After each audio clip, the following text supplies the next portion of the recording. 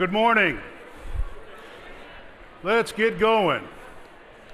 It's hot outside. It's going to be hot in here. Let's go. Well, actually, good morning to everyone. I appreciate y'all making it out today. And for those online, good to see you. Thanks for the turnout. It's that time of year where we get to welcome new students on campus and new energy on campus, and it's just great to see you all back here. I noticed we had a special guest, Shonda Gibson, Dr. Gibson from the right over here. Welcome, Shonda. It's good to see you. Good to see you. So let's get going. We know we have a pretty tight time frame here because of the Lion Walk. And speaking of the Lion Walk, here's how it's going to work real quick. Students are going to congregate by the bell, and we ask that all of you who are in attendance exit to the south, out these doors or out this door, and you can see that the faculty are designated. Okay, that ain't gonna work. The faculty are designated on this sidewalk, but you can go, they're gonna walk down the sidewalk and eventually make it over to the student center. You can stand anywhere you like. And the band, I guess, is gonna be closer to the student center. So you all decide, but please join us in welcoming the new students in this just tremendous tradition of the Lion Walk.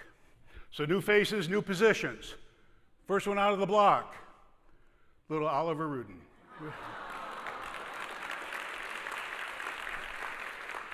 If I know my wife, she's back there tearing up a little bit. But Oliver joined us April 21st of this year.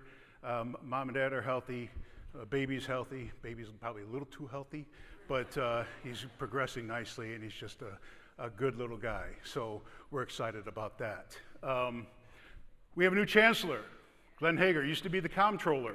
Yeah, please, absolutely. And actually, Chancellor Hager came and visited our campus a month ago, probably, something like that. And he had very targeted people he wanted to talk to. He certainly wanted to talk to our students. He wanted to talk to executive team and then have a little community legislator mixer at the Welcome Center. But he did promise he would love to come back. I think he's actually coming down to Dallas, visiting our Dallas site, September 15th. So we're going to put on a little program for him down there. I'm really excited. I really like him.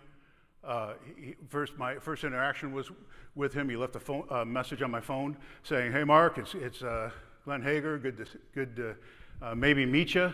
And I'm interested in coming up there. I want to know the campus. I want to know the community. I want the community to know that the system stands ready, both on campus and off campus, to support them."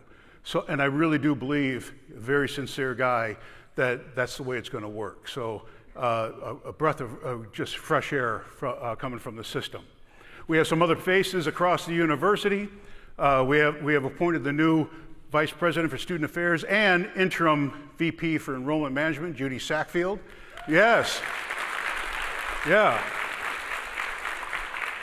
That was the right selection, the great selection. Judy's going to do a great job in that capacity, and we'll see what the future holds for that particular position. But I think she, again, offers a new, fresh perspective, brings that student affairs, student-friendly piece to that office, and there's a lot of talent over there that are working their tails off right now to get us sprinting towards the finish line. So Judy, congratulations, and thank you for taking that on.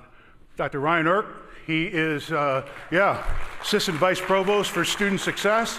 He's relatively new. He's going to perform an extremely important function that I'll discuss a little bit more as we get into the presentation.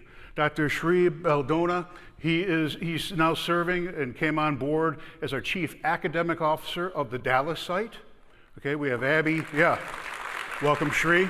We have Abby Harper that serves as the COO of Dallas, but we felt like we needed a liaison there, an academic liaison, to work with the deans and the colleges and the faculty to create that synergy between the main campus and the Dallas site.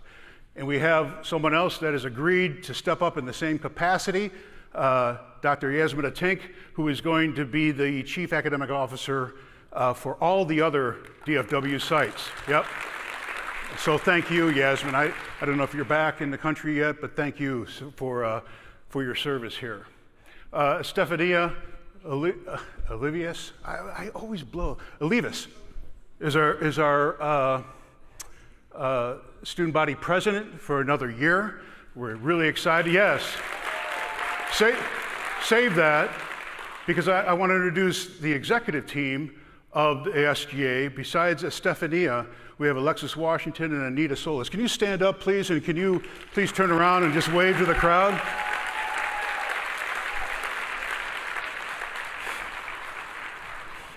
Thank you very much. I hope you all understand how important you are to our campus and how much we value everything you do as part of SGA, so thank you.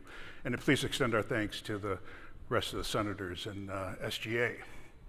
Casey Britton, Staff Council President, doing wonderful stuff in Staff Council, fresh, innovative ideas, trying to move that forward and really be a thought partner to the rest of the campus and represent staff very well. And then finally, Tanya Pearson, who is the head of Bug. I have not met with Bug for a while, so I'm chomping at the bit to meet with them, because that's where all the information is. They know everything that's going on at the university in that Bug group. So, Tanya, thank you for your service. Rita, new face. Rita, the college just purchased recently, brought Rita over from Gabriel Farms, I believe it is, for a registered Angus breeding program. And it's really going to create a great opportunity for the breeding program, but also experiential learning and those type of things to get our students involved in that. And I wanted to get this picture up for all those reasons, but particularly because I think Rita's cute, and I wanted to put her up on the stage there. So, Kasner, Dr. Rank, thank you so much for your initiatives. So let's keep on going. Let's just jump into it. You know, we had a name change at our university. You had to know that. It was in all the papers and everything else. So it was a bit of an ordeal, but we came through it. And we knew that there was a lot of stuff that had to happen in order to get the campus branded properly in terms of East Texas A&M University. So we hired a project manager to help us with all these various tasks.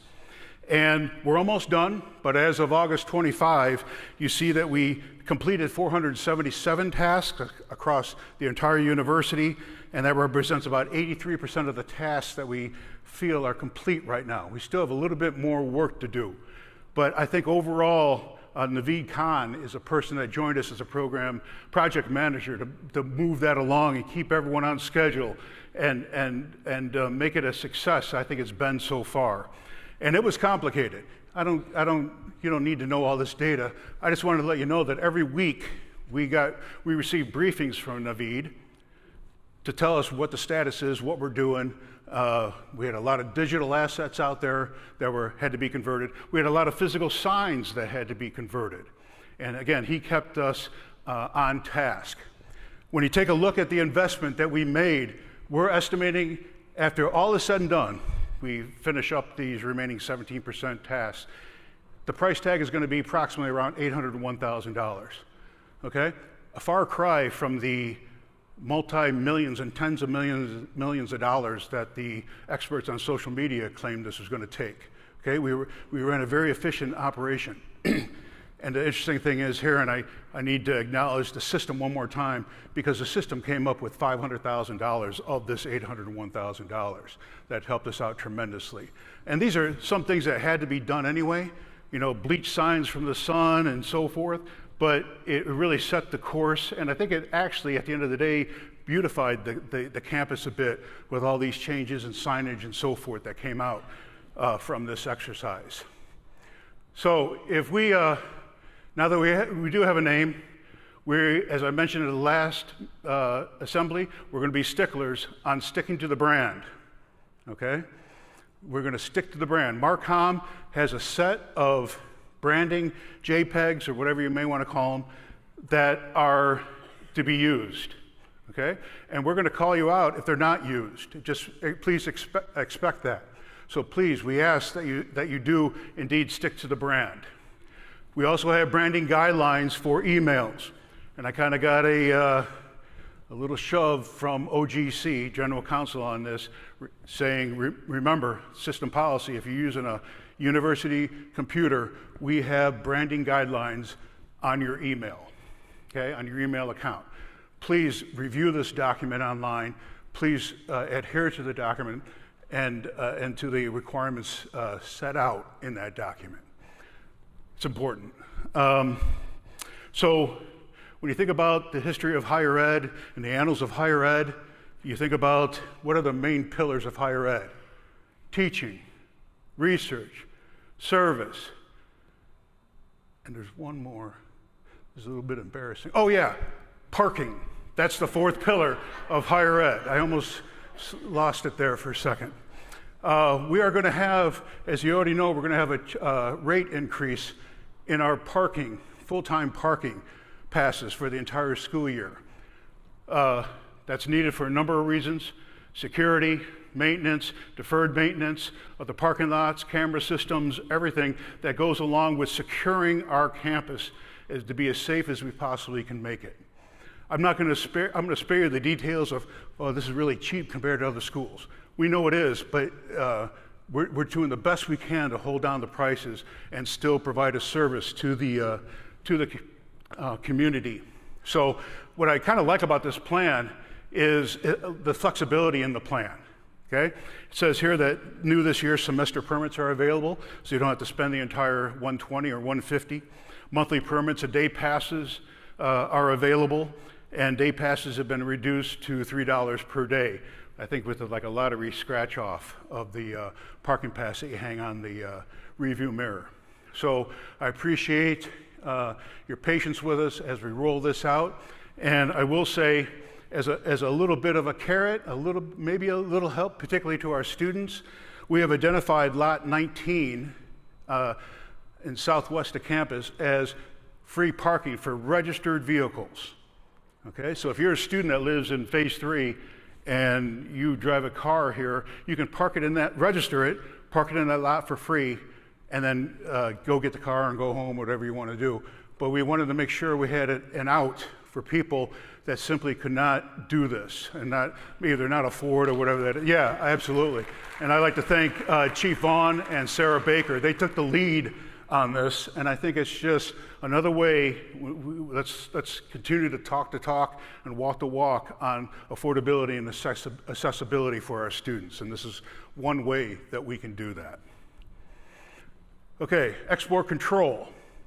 Brent Donham has been speaking to the campus till he's blue in the face about please do not take computers or other IT assets across out of the country, and now there are a lot of restrictions, more restrictions than you will ever know.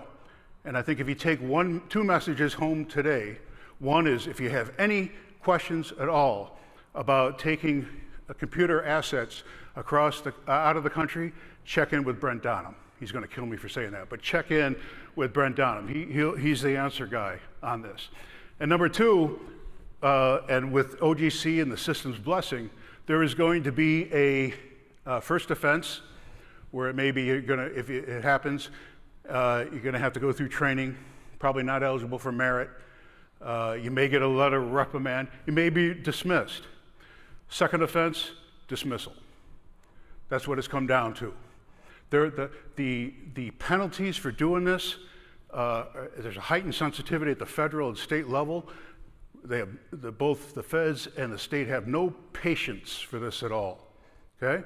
So we cannot have any patience for this at all.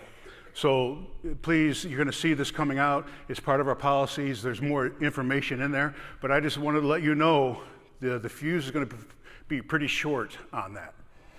Investing in us. Okay? We have yet another set of classes that are going to be happening this fall. A great slate of classes. I think Libby and I are going to take the AI class offered by the deans. And just another way for professional development to happen on our campus. And we're really excited what Carrie Klipchak is doing, rolling this out. But I forget who it was, an executive team said, you know, it's great to have this for mind, but what about the wellness of our campus? Okay? And so someone came up with the bright idea of maybe we combine the two. maybe it's investing in us to support mind and body. And so what we came up with is for the fall semester, anyone who registers for an Investing in Us class, regardless of what it is, gets a free membership at the Rec Center for the fall semester. I think that's nice. It doesn't matter. If I take the AI class, I'm eligible for this, okay? Again, a mind and body initiative that hopefully benefits you and benefits our campus. You can see that, if you already have a membership over at the Rec Center as a faculty or staff, we're going to suspend that for the fall semester if you sign up for the class and complete the class, okay? And let's see. Okay, and probably one of the most important things is the wonderful Autumn Johnson is going to be the instructor of record on that class, and she will make sure she punishes you fully when you go over to the Rec Center and makes you work really hard over there. But Autumn, I don't know if you're in the audience, but thank you for taking that on. Points of distinction. And I'm going to breeze through this a little bit because you've seen this before. Please don't associate me breezing through it with any kind of lack of attention or lack of respect for these folks. But our Faculty Senate and TAFE put together, or annually, award faculty members, okay, for different awards that are part in the legacy of the university and new awards. And so I'm proud to say that our highest faculty award that we have on our campus was awarded, or is going to be a nominee for the next year for Dr. Tracy Henley over in psychology and special education. Great job, Tracy. And what's so special about this is that it's acknowledgement from your peers, okay, from your peers at the university. We also have the Paul Barris Distinguished Faculty Award for Teaching, incredibly important for these folks, and congratulations to all of them. Yeah. Saying is a recipient of the Lafferty Scholarship and Creativity Award, so congratulations to him, and please hold your applause to the end. We'll just, so we can get through this a little bit. Maggie Salem for service, the Humfeld Award there, well deserved. Maggie's doing some great things in ag communication, ag education, well, ag communication over in Kastner. And then we roll out these Faculty Senate Awards for teaching. We have some rock stars on that slide. We have rock stars all over the place, but we have some rock stars on this slide. Also for research and creative activity. Again, very high performers at our university. Service activity. Unfortunately, Andrew has left us, but I felt it important to keep him on this slide because he has made so many important contributions to our university. So, and then lastly, the Taffy Chakarize Junior Faculty Awards to these fine individuals on the screen. So now, please applaud for those guys.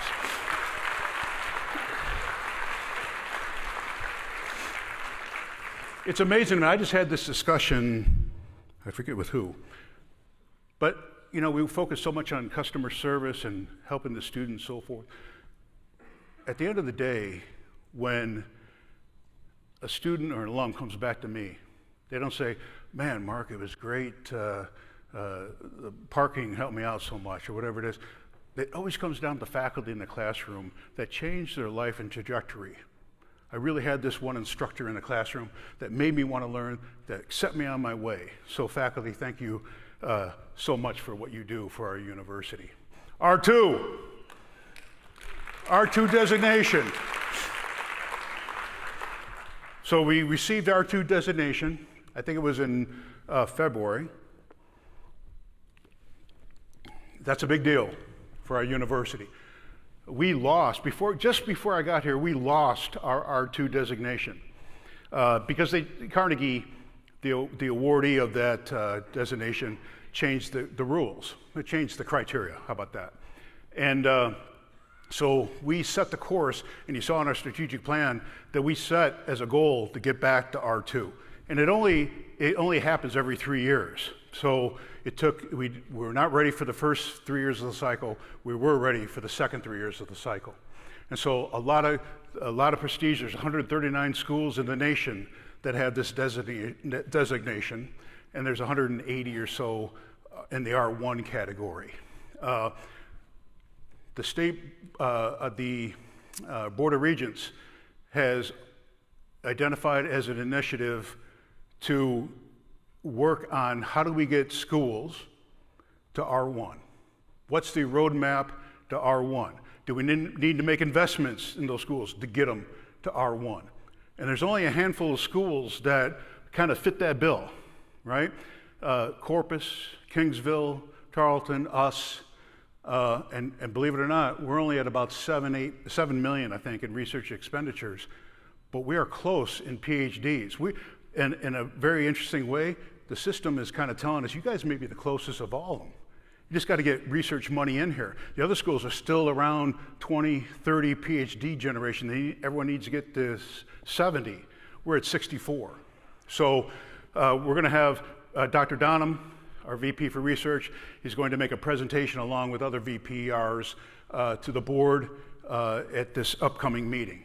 And I just splashed this up here to show you that we're not just getting money from run-of-the-mill mom-and-pop organizations. We're getting it from the U.S. Department of Ed and NSF and USDA and so forth. So we're getting some good resources in here. And we'll probably talk in the spring assembly a little bit more of the benefits of going to R1. Big changes sprouting up at the Twin Oaks farm, the old blueberry farm. Kudos to the college, and particularly kudos to Grace Ogden, who was on one of my previous slides as a faculty member, that is resurrecting this entity, and it's just south on 24. And Dr. Brian Rank and I were talking yesterday, and I'll attribute this to him. You know, if the ag, as you're driving down 24, if the ag fields are kind of the front door to the front porch to the university, Twin Oaks is the rocking chair of the university. And when my wife and I went there for a Saturday event, and the staff and the students came out in these shirts that talked about experiential learning on the farm. And I was just so intrigued by that. And they're doing great things right now, and I think we need to help them as a university to continue and leverage that to do even better things, because they will be that rocking chair front porch to the community. And they have a lot of potential. And I was so thankful, Ryan, that we put this announcement out, because they are going to be an important asset to our university. NCAA approves East Texas as a full-fledged Division I school. That is a big deal. And I'll tell you what, people question, some people, why to move to D1? Come on, we were good, we're fine where it is. We weren't ready. Okay, I don't know why we weren't ready, but the door has kind of almost shut for schools to move anywhere. NAIA to D3, D3 to D2, D2 to D1. So we came in right at the right time, okay? And we were in the midst of a 4-year provisional period. We had to demonstrate the capacity of being a full-fledged D1 school. But the NCAA cracked the window a little bit and said, for you schools that are in this middle of this provisional period, we're going to give you an opportunity. If you can meet academic benchmarks and you can meet financial benchmarks, we'll grant you full-fledged status. And kudos to Jim Curry and the entire, if Jim was up here, he'd attribute it to his entire staff that stepped up to make that happen. And Brent Donham, that worked tirelessly as the chair of the academic advisory group for Division I transition, put together the self-study to make it work. So that is a big deal, and I'll give you some examples of why it's a big deal. But first, we had a relay team, 4x200 relay team in 2025 that wasn't the best in the conference, didn't have the best time in the state or the country, they had the best time in the world by the 4x200. In the world, okay? That has since been eclipsed by someone else, by another team. So they were going to come here today, but I said, no, get you back out on the track and practice. So we can't have you there. But they're going to be a force to be reckoned with in the future here. But this is the quality of athlete that we have at our university. Going back to this D1 transition, Jim Curry just sent me this logo. We have extended our partnership with ESPN, and now the Southland Conference has established a partnership with CBS Sports to televise 5 Southland Conference basketball games, and we're probably most likely going to be one of those teams. So now, the old days of trying to find us on a website to find an away game, those days are a little bit by the wayside. This is who we are in evolving as an institution. And Jim, I don't know where you are, but Libby wants a sweatshirt that has this logo on it. So we'll figure that out. This is the most important slide for athletics. They had an outstanding academic year within athletics, 3.17 spring 2025 GPA, with 70 of those student athletes receiving a 4.0. That is pretty remarkable when you think about the time and energy they have to put it into their performance, and yet they still find time to do well in the classroom, probably studying under a light on a bus coming back from an event to catch up on work and so forth. And I can't be prouder of our student athlete body to perform so well at our university. Riley George, breakaway roper champion in collegiate, yes. I really wanted Riley to be here. I really wanted Royce to be here too, because Royce was actually the breakaway horse of the year at the collegiate rodeo. So this is a picture of champions at our university. And once again, we're going to have to find some storage somewhere in town or on campus for all the hardware that our rodeo team is bringing home here. And Damian, thank you, Damian White, thank you so much for all your leadership. Damian is he's one of the best recruiters we have on campus, and it shows. And he is a great assessor of talent. Philanthropy and engagement, we have some highlights. Things are going well. We have some major gifts, annual fund. I kind of like the fact that our Alumni Association has an 11% registered increase from last year. That is really good. We're getting additional community engagement in what we're doing. We're going to have a faculty, staff, and retirees annual campaign between February 1st and March 5th of 2026. Please think hard about making investments, financial investments. I know you already bust a pick to make personal, professional investments in our university. All I'm asking is that please think about making financial contributions to the investments in our university. You can see that through fiscal year 25, where we are right now, we've averaged we're right around a 14.6% participation rate in giving for faculty and staff. And that whole 14%, we kind of hover around that. I'm hoping that we can break the mold and increase that. And anything I can do, Devin, to help out with that, please let me. I'm sorry, it's really hot up here for some reason. I don't know. Please let me know if there's anything we can do there. But I need the university and the faculty and staff to think hard about doing this.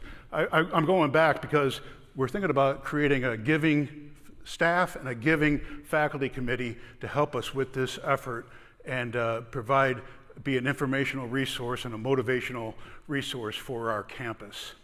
And then, of course, I wanted to put a plug in for official Giving Day, which will be March 4th at noon of next year. Again, please give if you can. Okay, shift gears a little bit. Financial. I'm going to divulge and not divulge. I'm going to open up the books a little bit and let you know where we are financially, why, and what the board. We just presented to the board in our programmatic budget review the budget for next year. Okay, this is our impact. This is how we came out of the legislative session this year. This was not a year for higher ed. 2 years ago was. This was not. Okay? So if you take a look at this chart and you look at the left column, all these different acronyms and so forth, and the variance on the right column, you can see that in the INO formula, that's our formula funding, we were essentially flat, okay? You can see that we made a little bit of money on HEGI, which is a health insurance, health benefits kind of thing. That doesn't go into our pocket. Well, it kind of does. It kind of goes into our pockets, but it's for the university to offset costs that we need to put up to support our faculty. And you can see that we also had an increase in HEAF money by a little bit, 1.3 million or so. So we made out at the end an additional $3 million. This is important. I feel like I say this every year. That $3 million is a type of money and the color of money that is not eligible to go into our pockets. The money that's eligible to go into our pockets in terms of promotions and merit is that formula, which we're down, okay? And there's and we'll get a little bit about reason why we're down. Mark, we see all this enrollment growth. How come we're down? I'll get into that.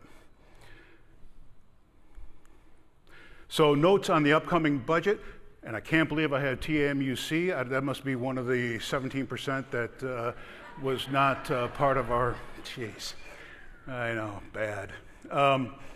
So to complicate things, we've also had 4 straight years of not increasing tuition and fees and steadying ourselves for a 5th year this upcoming year. And we balance the hardships the university may face financially with maintaining this mission of affordability and accessibility. We're setting aside additional resources for scholarships. The faculty staff retention plan, you received a notification from me today, Monday, I think, in an email that said we are going to do merit. We are going to award merit for the 35th straight year at our institution. Absolutely, okay? It's an acknowledgement, it's a nod. So, but remember, when we're sitting at the table, and the leadership is sitting at the table, how do we do that? We're down 180, flat. So we had to create efficiencies, we had to find additional resources and move, beg, borrow, and steal things to assemble a pot of money to award merit. And it looks like we're probably going to award merit at about a 3% increase this year, okay? That's going to create a little bit of strain across campus, and I agree with the regents on this, we need to reward and retain our best and brightest at our university. And those that are eligible for merit, we're going to try to do that and pull as many strings as possible to make that happen. Okay. Problem is, it won't be enacted. It'll probably be enacted in October, received on the first payment in November, because everything I'm saying, with this little caveat to the bottom, pending board approval, we don't have board approval yet. We're going to meet at the end of August here to get board approval on our budget. And we assume it's going to happen. We can't say anything. So I have to caveat our conversation here. But also faculty promotion and market adjustments are also part of this budget package here. 5-year enrollment trend. God, at TMUC again. I thought I QA'd this, but this is how our enrollment trend looks. And it's a little misleading because the gray bars are projections. So you can see in fall 23, we were asked to project fall 24. So we were at 11.5. These are certified numbers, by the way. We're at 11.5. We projected 11.8. We went to 12.7. Okay? And then for fall of 25, we're projecting 13.1 for certified number. We'll see what the numbers come out in the 20th day here. I think we're probably going to be a little bit higher than that. And again, you say, okay, we're getting all these students, we're getting all these student credit hours, but if you look closely at this graph, our undergraduate's going through the roof, our graduate is going down, okay? And at the end of the day, roughly, we're graded and weighted for a formula on weighted student credit hours. A graduate student credit hour, weighted student credit hour, is on average 4 times more weighted than an undergraduate credit hour. So we have to do this balancing act of figuring out, yeah, for every undergrad we For every grad that we go down, we have to find 4 undergraduates at the same course load to offset those costs. And so that's why we're so focused on how do we increase graduate education headcount and student credit hours at our university. We have some strategies in mind. Well, not only do we have strategies in mind, we're working on those right now as we speak. We have to be ready. Headcount is always kind of an ego thing, right? Hey, we're growing. Financially, we need weighted student credit hours, okay? So this fall is not a base period. So I project we will be up, but we have to take steps right now to figure out how we increase the number of graduate student credit hours for spring of 25, and actually after the 20th day or 12th day on spring of 25, because next summer, fall, next spring is a base period that they'll start, that'll be the census for formula. First year persistence rate, got the ETAMU right. This is our same in total. Same means a student after the first year, from freshman to sophomore year, left us, okay? The total is they give you a little bit of credit for a student who left you actually went on to another school somewhere else. That's why the number's up a little bit. This goes up and down, but as I look at this, the low 60s, mid 60s as a persistence rate, not happy. Not happy. And if you take a look at our 4-year graduation rate, you can see that we're edging up a little bit, but also when a first-time full-time student, when our cohort of first-time full-time students come in, on average, we're only graduating about 30% of those after 4 years. I'll tell you the sad thing about this, we're the 4th best in the system on this number. There are some schools in the teens, okay?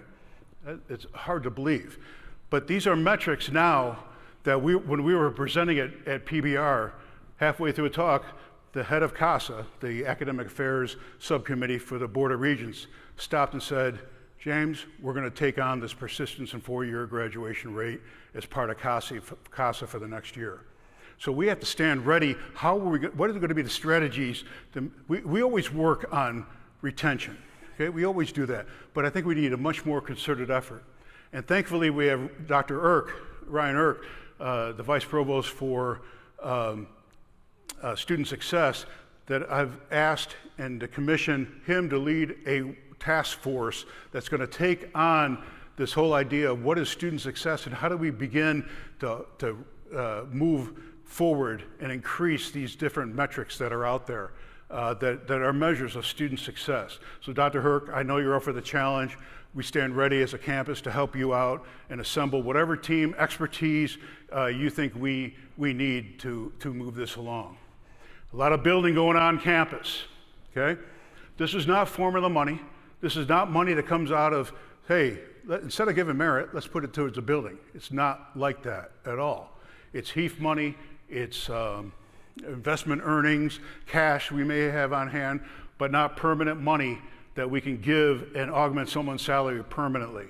But you can see on this chart, the top two are the Ag Complex and the new event center. The Ag Complex, and I guess there should be a Game Bird Research Center on that also, I apologize. But those were from the legislature.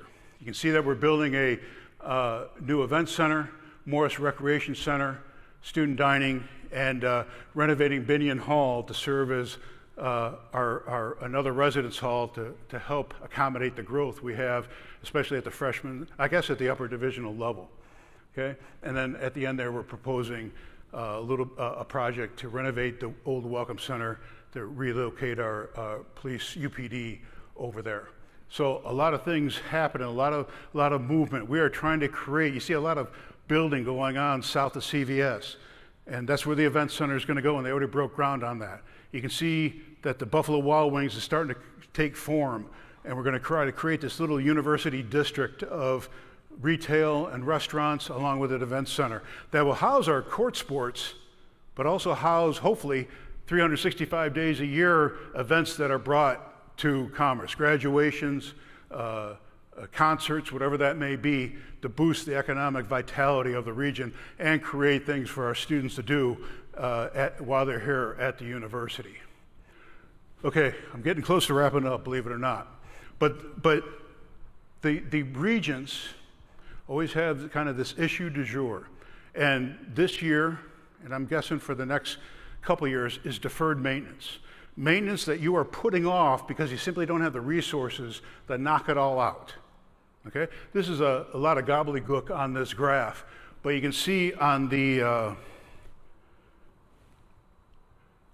you can see the solid black line is the deferred maintenance that we have for our E and G buildings, the academic buildings.